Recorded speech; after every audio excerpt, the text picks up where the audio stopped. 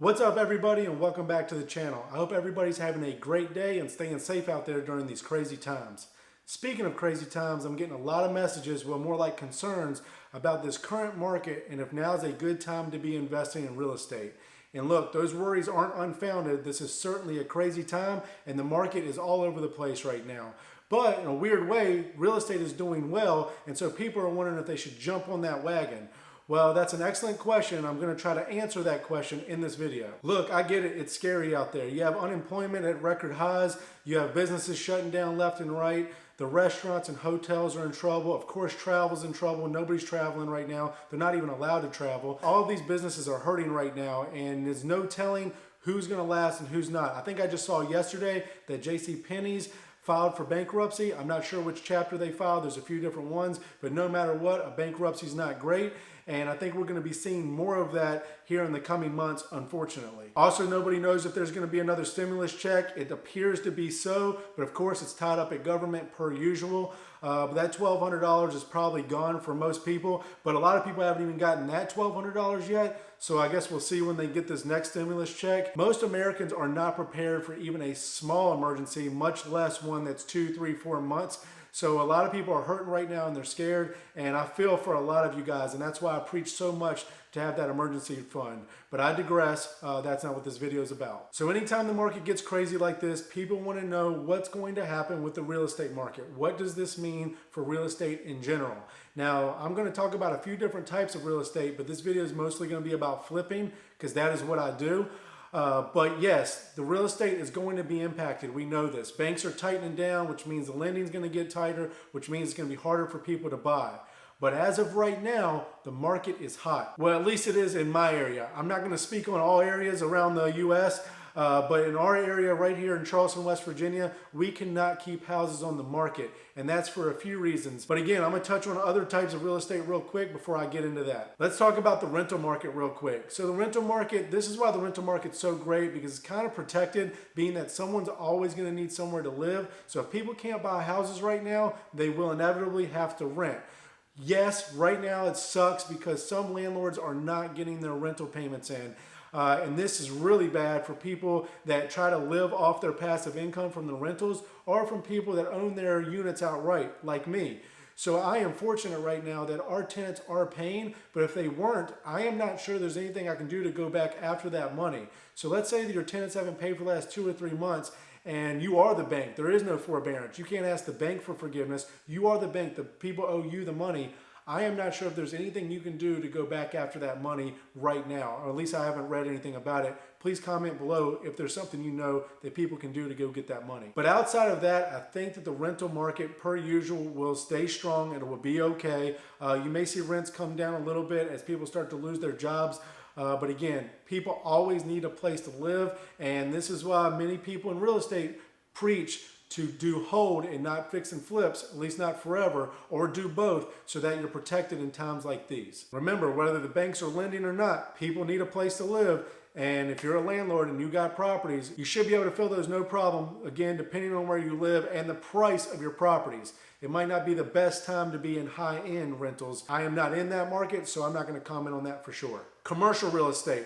Now, this one is a little bit scary for me, being that I think a lot of people are going to go out of business. And I say that not just in a passive way. I feel for all of them. I have friends and family that have small businesses, and they're scared right now. I think with a lot of places going out of business, they are going to be leaving these commercial units vacant. And if the economy continues to slide in a downward position, you're not going to have new tenants to slide in and take their place, and you're going to have a lot of vacancies, and that means large mortgages to carry without tenants helping you out with those mortgages, which could spell trouble for people with commercial real estate. Also, I think that during this time, a lot of people found out that they could work from home. And when businesses find out they can work from home and save all that money on overhead versus paying those high rent rates through commercial real estate, I think you're going to see a lot of people pull out of the commercial real estate and do the work from home programs for their businesses and their employees. Now, if you're someone that owns commercial real estate, I am not wishing any of this upon you. Again, I am just speculating and giving you my thoughts on what may happen after this, because I think that normal will be a new normal going forward, and I do think that it's probably a fact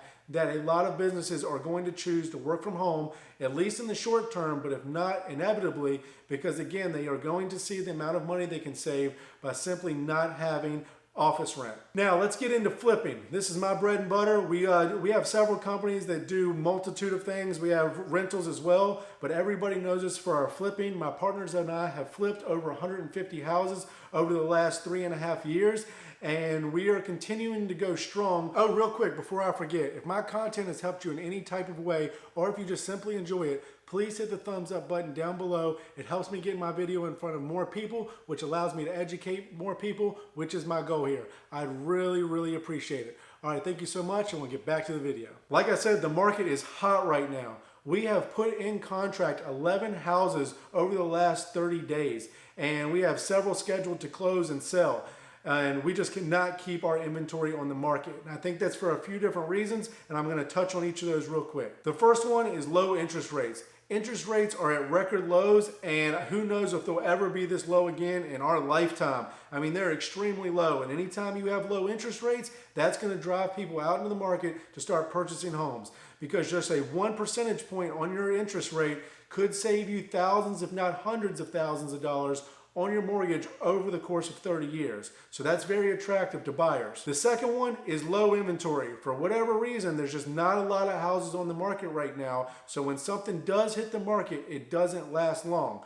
It's just supply and demand. If you got 1,000 buyers out there and you got 10,000 houses on the market, your units may sit.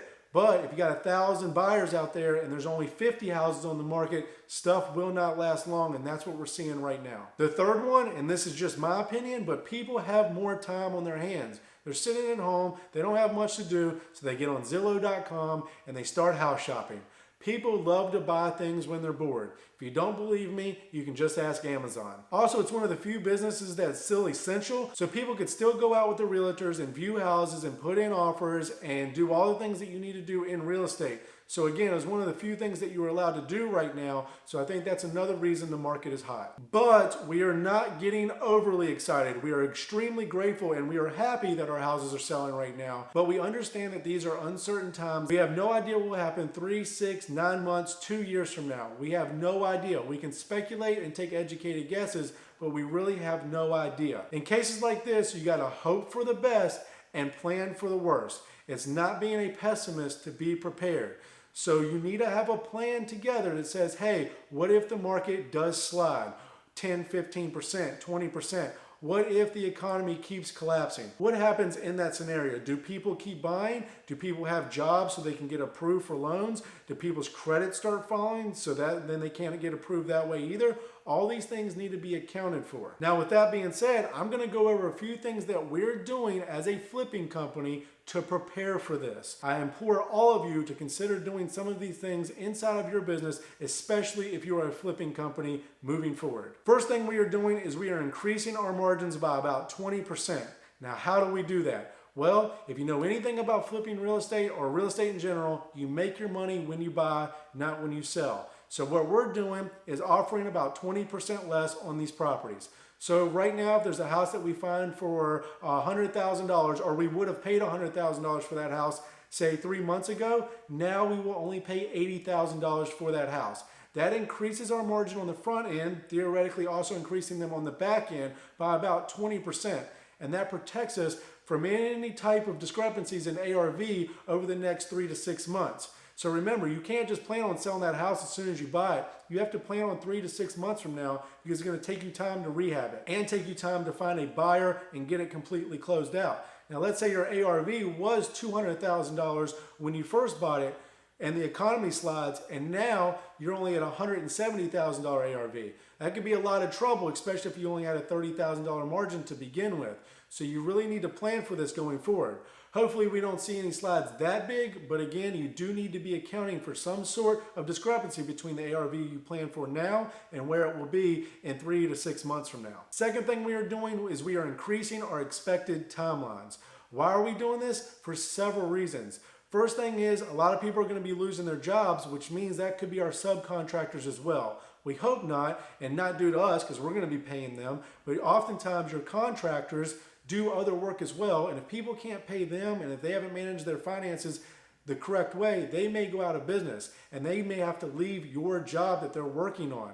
Let's hope not, but it does happen. So now you got to account for at least a week or two to find another contractor to step in place and do it for the exact same amount or close to it that you had planned on paying that first contractor. So you need to account for this. Also, your vendors may go out of business. What happens if something like Lowe's shuts down? I highly doubt it. But if Lowe's shut down, we would all be in trouble, right? And I really hope not, because I have a lot of money invested in Lowe's stock as well. And I'm just giving an example here. But let's say you go with a local vendor, or vendors are just slow to get their product in, right? Maybe Lowe's can't get a certain type of product that you need to finish your flip for another 2 to 3 weeks because it's on back order. You need to plan for this stuff because shipping has been affected as well. The third thing we're doing is we are preparing our investors. Now, we work with private money, which is another tip. You could work with private money right now and really protect your downside versus hard money or banks. But we are updating our investors constantly with what the market's doing and with how long their projects may be. So if we used to plan for about 6 months, now we're telling investors this could take anywhere from 9 months to 12 months because of the way the market is right now.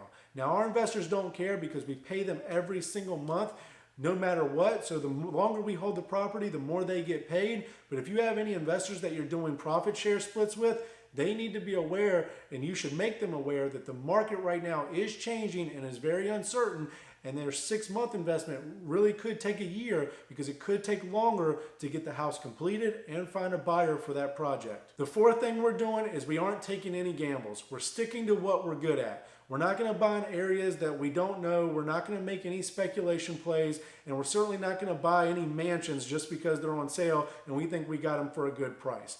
We're going to stick to the price points, areas, and the type of houses that we do well with and have been doing well with, and stay in our comfort zone for the time being. Now is not the time to be taking gambles, in my opinion. All right, this video is getting a little bit too long, so I'm just going to do a lightning round real quick and answer a couple of your Instagram questions. If you are not already, you should be following me on Instagram at The Frugal Investor. I give daily tips and advice on money management, financial education, investing in real estate, you name it, as well as some insight to my life with my beautiful wife, our beautiful foster daughter, and our cool dog Beamer. And I think you guys will get a ton of great information out of following me over there. The first one is, and this is probably the best one, is now a good time to get started. If your finances are 100% good, like if you're good to go and you can take the risk right now, go for it. But I would implore you and really advise you to do this with partners that have been doing that and understand the market. Better yet, if you could do it with partners that survived 08, 09. Now, my partners and I were not doing this in 08 or 09, but we have enough experience now and have educated ourselves enough on what happened then to plan for it as best we can going forward. But if you're brand new to this, man, that's a tough one for me. Don't take just my advice for it either. Do your own research, but I would say, yeah, sure, go for it because there's going to be a lot of opportunity to buy cheap houses coming up, but be careful. Please understand your risk and understand the risk to reward, and maybe go about it with people that are educated and have been through this before. The next question, what will the market be like in 6 months? Oh, I wish I knew this, don't we all? I wish I was a fortune teller because I could make a ton of money if I knew exactly what was going to happen in 6 months. I'm going to give you the truth. I don't know.